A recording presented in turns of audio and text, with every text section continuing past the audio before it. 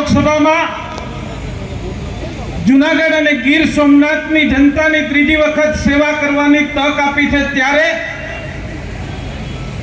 હું દેશના પ્રધાનમંત્રી નરેન્દ્રભાઈ મોદી, રાષ્ટ્રીય અધ્યક્ષ આદરણીય જેપી નડ્ડાજી, આપણા ગૃહમંત્રી અમિતભાઈ શાહ તેમજ પ્રદેશના અધ્યક્ષ આદરણીય સી.આર. પાટીલ સાહેબ અને રાજ્યના મંત્રી આદરણીય ભૂપેન્દ્રભાઈ પટેલ, મંચ ઉપર બેઠેલા તમામ આગેવાનો અને સામે બેઠેલા મારા કાર્યકર્તા ભાઈઓને હું ખૂબ ખૂબ આભાર માનું છું કે મને ત્રીજી વખત આ વિસ્તારની સેવા કરવાની તક મળી. આપણે સૌ જાણીએ છીએ કે 14 થી લઈને 24 સુધી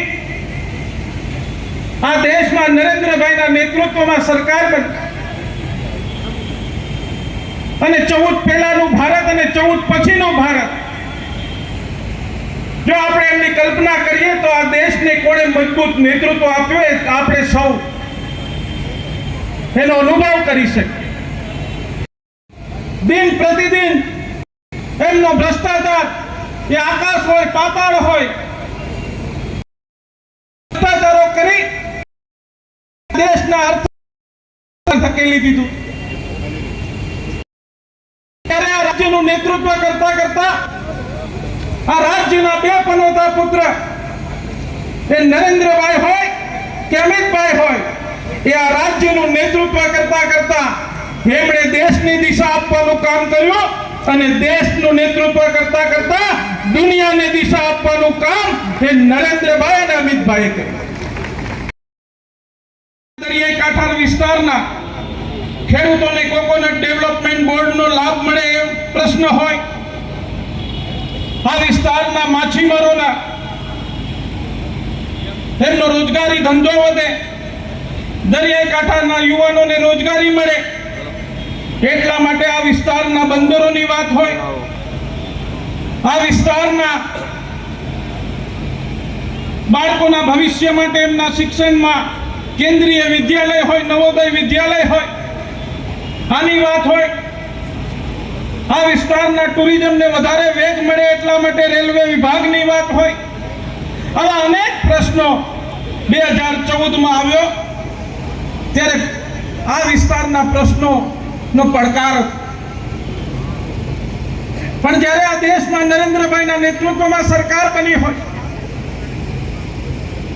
અને એક યુવાન તરીકે મને જવાબદારી મળી, 14 ટુરિઝમની વાત હોય, મત્સ્ય ઉદ્યોગ, બંદરોની વાત હોય, ધીમે ધીમે શરૂઆત કરી.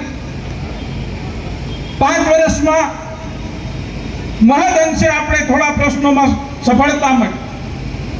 પણ જ્યારે ફરી એક વખત આ વિસ્તારની જનતાએ 2019માં મને ફરી પાછી આ વિસ્તારની સેવા કરવાની તક આપી અને પ્રશ્નો પૂરા થવાની શરૂઆત થઈ. એ જૂનાગઢનો ગિરનાર રોપવે હોય, વર્ષો સુધી કોંગ્રેસે ગિરનારનો રોપવે ન થાય, 2007માં નરેન્દ્રભાઈના નેતૃત્વમાં મુખ્યમંત્રી હતા ત્યારે આ રોપવેનું ખાતમુહૂર્ત કર્યું. પછી એમને કાયદાકીય ગૂંચવણમાં નાખી અને આ રોપવે ન થાય એવા પ્રયત્ન કોંગ્રેસ સરકારે કર્યા. પણ જ્યારે દેશના પ્રધાનમંત્રી નરેન્દ્રભાઈ આવ્યા, અમે લોકો બધા અહીંયાથી રજૂઆત માટે ગયા. ભૂતકાળમાં પણ આદરણીય દિનુભાઈ સોલંકી હોય, આદરણીય ભાવનાબેન ચીખલિયા હોય, આદરણીય મહેન્દ્રભાઈ મસરૂ હોય, અહીંયા અનેક આગેવાનો છે જેમણે રોપવે માટે આ જૂનાગઢનો એક આગેવાન એ રોપવે થાય એના માટે તનતોડ મહેનત કરી અને પ્રયત્નો કર્યા હતા. પણ કોંગ્રેસને ના સમજાય કે એ વૃદ્ધ મા બાપ કે જેમણે સપનું પણ જોયું નતું કે હું ગિરનારમાં અંબાના દર્શન કરું, અને એ સપને પણ વિચારી ન શકે, કારણ કે 10,000 પગથિયા આ બોર્ડનો ખેડૂતો લાભ લેતા. પણ કોઈ દિવસ કોંગ્રેસના મિત્રોને એ વિચાર ના આવ્યો કે આ વિસ્તારના દરિયાઈ કાંઠાના ખેડૂતોને મદદરૂપ થવા માટે આપણે એમને મદદ કરી.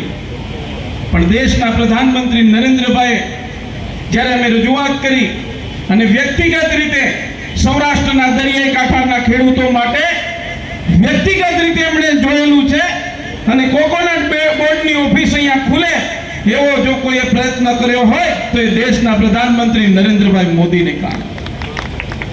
આ વિસ્તારનો વિકાસ ગીરથી લઈને ગિરનાર સુધી, સમુદ્રથી લઈને સોમનાથ સુધી જે વચનો આપ્યા હતા એ તમામ વચનો અમે પૂરા કર્યા છે. આવનારા સમયમાં મારો એક વચન બાકી હતું કે જે મેં આ જાહેર મંચ ઉપરથી આપેલું હતું કે જુનાગઢને ફાટક મુક્ત બનાવો.